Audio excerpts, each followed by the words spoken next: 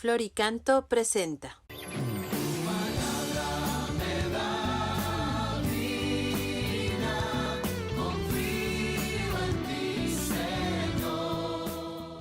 ¿Estás dispuesto a cambiar? En el nombre del Padre, y del Hijo, y del Espíritu Santo. Amén. Palabra de vida. Del Santo Evangelio según San Marcos, capítulo 2, versículos del 23 al 28. Un sábado Jesús iba caminando entre los sembrados y sus discípulos comenzaron a arrancar espigas al pasar. Entonces los fariseos le preguntaron: ¿por qué hacen tus discípulos algo que no está permitido hacer en sábado? Él les respondió: ¿no han leído acaso lo que hizo David una vez que tuvo necesidad y padecían hambre él y sus compañeros? Entró en la casa de Dios en tiempos del sumo sacerdote Abiatar.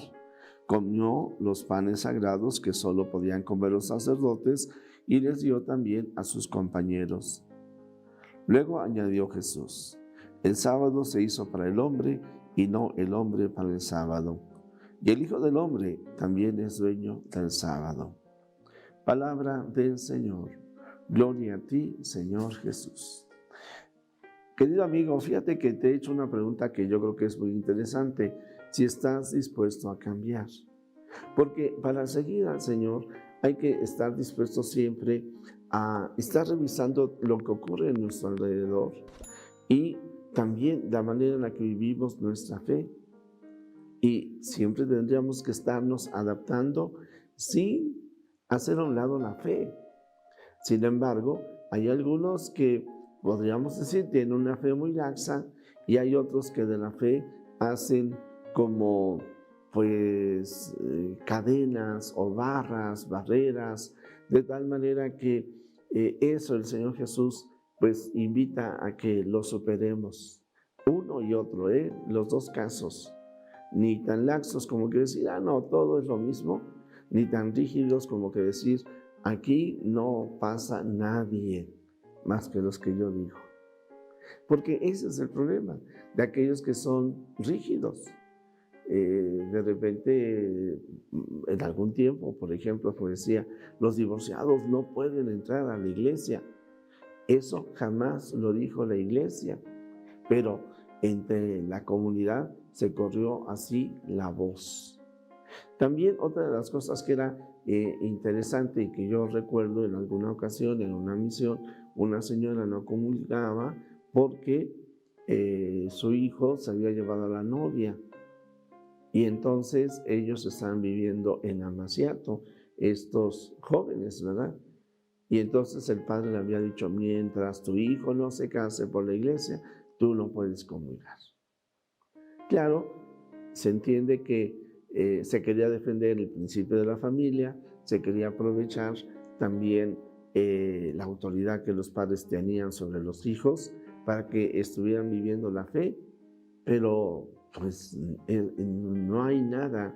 O sea, la iglesia nunca ha dicho que cuando se tiene algunos hijos que viven en situación irregular, no se pueden acercar a comulgar los papás. No.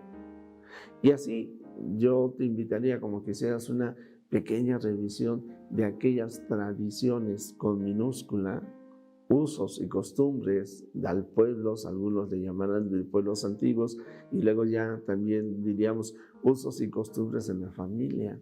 No. Es de que siempre aquí en la casa, en el día de la Navidad, no debería de faltar un gato. Porque la abuela tenía un gato que le quería mucho y como el gato siempre se acercaba a comer de lo que la abuela le daba, el gato estaba allí a su lado. Entonces de repente parecería que la Navidad se tenía que celebrar teniendo un gato en la mesa, y si no había gato, no había celebración. Digo, esto suena chusco, pero también a veces así estamos. Ahora, hay otro tipo de tradiciones que se nos pegan del mundo, ¿sí? Como eso de que en el año nuevo hay que usar ropa de diversos colores, ¿sí? Entonces, para el amor, para los negocios, para la salud, hay que quitar todo eso No, padre, pero lo que sí es efectivo es esto de sacar las maletas. Hay que quitar todo eso. Porque la verdad es de que en algunas familias pues entran ese tipo de situaciones. Incluso yo voy a decir algo que es muy socorrido. Por ejemplo, en las 12 campanadas del Año Nuevo, las 12 uvas. Bueno, pues es una tradición que de repente asumimos.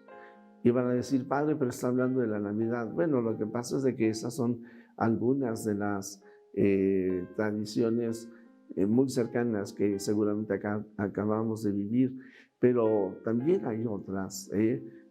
Implicaría también el de aprender a quitarnos prejuicios, recordando siempre que el Señor Jesús rechaza el pecado. Dios rechaza el pecado, nunca al pecador.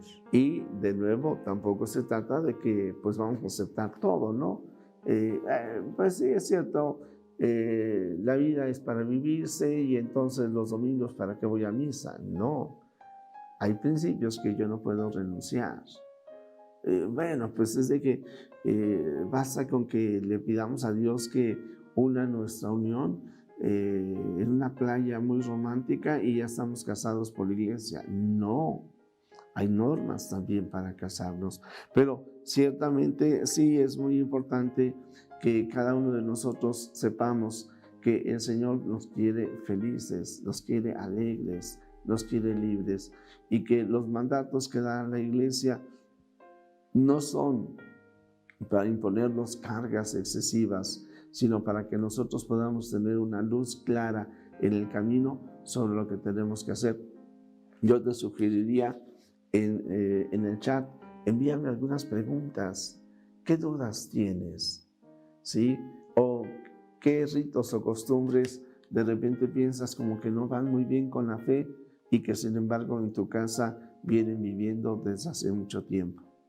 Pregúntame y con gusto te responderé qué cosas crees que debes de cambiar para poder vivir mejor tu fe. Y bueno, pues yo diría algunas de ellas. En los domingos lo primero que hago es ir a misa. Eso es algo que hay que cambiar. Cuando nace un bebé hay que procurar bautizarlo lo más pronto que sea posible. Antes se decía 40 días. En cambio hoy 3, 4, 5, 6, 7, 8, 9, 10 años y todavía el chamaco o la chamaca no está bautizado. No, eso hay que cambiarlo. Si dos jóvenes se aman, una muchacha o un muchacho,